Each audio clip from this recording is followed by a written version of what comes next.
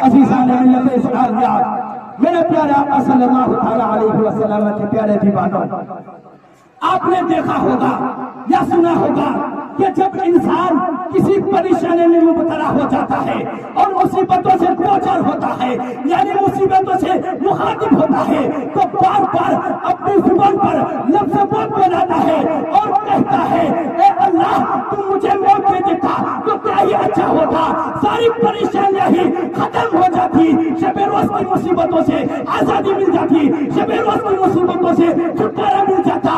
اور میرا خیال ہے کہ اس میں ہماری ماں بہنیں آگے ہیں، کیونکہ جب انہیں غصہ آتا ہے تو ڈر خوف سب بھول جاتی ہے اور منہ میں جو آتا ہے بولنا شروع کر دیتی ہے۔ چنانچہ اسی طرح کی ایک بڑھیا تھی تو لکڑیوں کا گٹر سب پہ لاٹ کے واپس گھر آیا کرتی تھی، یعنی لکڑیوں کو پٹلی سب پہ لاٹ کے واپس گھر آیا کرتی تھی۔ اس کے روز کا یہی معمول تھا اور وہ کافی پریشانی اٹھا رہی تھی۔ چنانچہ ایک دن لکڑی لے کر آ رہی تھی کہ راستے میں لکڑی کا گٹر گر گیا، راستے میں لکڑی کا پٹلی گر گیا اور کوئی اٹھانے والا نہ تھا۔ بڑھیا بار بار گٹر اٹھانے کی کوشش کرتی مگر اٹھا نہ پاتی، بڑھیا بار بار پٹلی اٹھانے کی کوشش کرتی مگر اٹھا نہ پاتی۔ پریشان ہو کر کہنے لگی اے میری موت تو کہاں ہے، اے میری موت تو کہاں ہے، اگر تو آ جاتی تو روز روز کی تکلیف سے مجھے آزادی مل جاتی، روز روز کی تکلیف سے مجھے آزادی مل جاتی،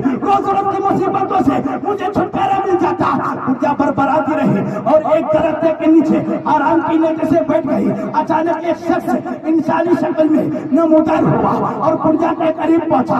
بڑھیا نے کہا کہ تم کون ہو اور کہاں سے آ رہے ہو؟ اس نے کہا اے بڑھیا تم مجھے نہیں پہچانتی، میں وہی ملک الموت ہوں جس کو تم ابھی بلا رہی تھی، میرا ہی نام اسرائیل ہے۔ بڑھیا ملک الموت کا نام سنتے ہی لرزہ برا ندم ہو گئی، پیشانی سے پسینہ چھوٹنے لگا اور بڑھیا نے تیور بدل کر کہا کہ ہاں میں آپ کو بلائی تو ضرور تھی مگر اس لیے کہ ایک گٹر اٹھا کر میرے سر پہ رکھ دے، یہ پوٹلی اٹھا کر میرے سر پہ رکھ دے۔ دیکھا آپ نے موت کو یاد کرنے والی بڑھیا کا حال تو معلوم ہوا کہ موت کے تصور سے پہلوانوں کا بھی پٹا پانی ہو جاتا ہے، مگر آپ یاد رکھیں موت ہر حال میں آنی ہے، چاہے آپ اسے پسند کرے یا نہ کرے۔ کسی شاعر نے کیا یہ خوب کہا ہے موت سے کس کو رشتہ داری ہے، آج وہ کل ہماری باری۔